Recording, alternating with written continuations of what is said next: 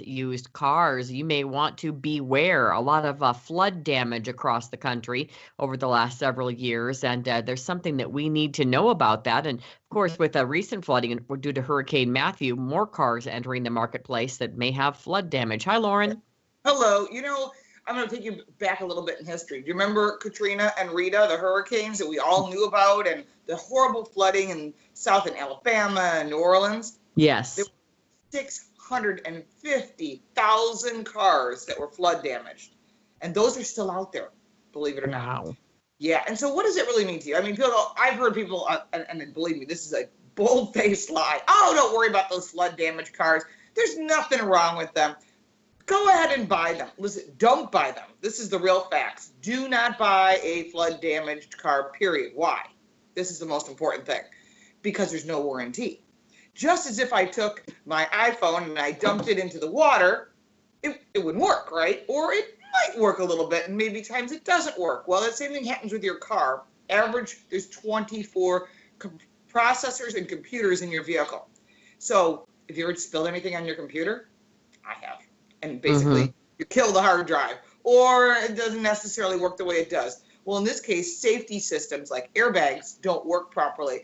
All those things that you need to work, they're called passive safety, may or might not work. Your car could be driving down the road, everything's cool, and it might not work.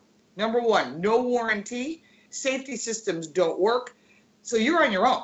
So if there's a problem with the vehicle, a technical service bulletin, a recall, you're not under that window. And that would include airbags. So all those ignition switches, all those problems, flood damaged cars do not qualify. Interesting. So you think, well, how do I know, right? I mean, you were just looking at a used car, and I have a lot of friends looking for cars for friends who've got kids, or maybe they don't want to buy a new car, let somebody else take the depreciation. Number one, people think, well, I'll just go to Carfax. Well, I don't do anything with Carfax, but I will tell you they have about 60% of the cars. So why don't they have all the cars? Well, insurance companies need to report them. Sometimes they don't. Sometimes you don't have insurance to cover flood damage, so that's on you. And what are people going to do? Air out the car and get rid of it, right? Or the other thing is it costs money. And you can't get every car. So with that, you have to be really wise. So number one, if you're looking at a used car, especially if it's on a used car lot, because these cars can move everywhere. And all you have to do is to pull a Carfax and say, oh, this car came out of Arkansas, Alabama, or Florida. I'd say run. And they're everywhere. They're in Canada. They're in Europe. They were putting them on boats and shipping them to Europe. Isn't that lovely? Oh, yeah. My goodness. What are you going to do with them? The same thing's probably going to happen with all those VW diesels that they say we can't sell them here in the U.S. Where do you think they're going to go? China, Mexico. They're going to go someplace where they can sneak them across the border. So, I mean, this kind of thing happens on a regular basis. If there's money to be had and the federal government says you can't do it, somebody will find a way. So now here's the other thing that's really important. When you're looking at these cars and you're not sure, take a car to an ASE certified technician. It'll cost you between $150 and $200. They'll put it up on the lift. They'll open the fuse box. They're going to tell you, hey, did you know this car was flood damaged? There's rust in odd places like hood hinges, on the top of an engine. Boy, you notice there's mismatched carpeting in a late model car that has low mileage. And it's always that price seems too good. Well, you know what the rule is. If it seems too good to be true, it is. And don't think it's just low-end cars. I've seen everything from Bentleys down to Kias. Anything in between can be there. So don't just go off the price. You have to do that buyer beware. You can turn on the air conditioning on high, put your nose right to the vent.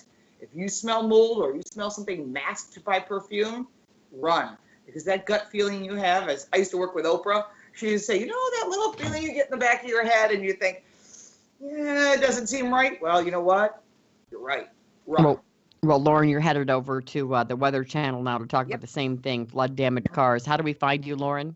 You can find me at my website, laurenfix.com, or follow me on Twitter at laurenfix. And, of course, anything from USA Radio we'll put on our website and as well as the Weather Channel.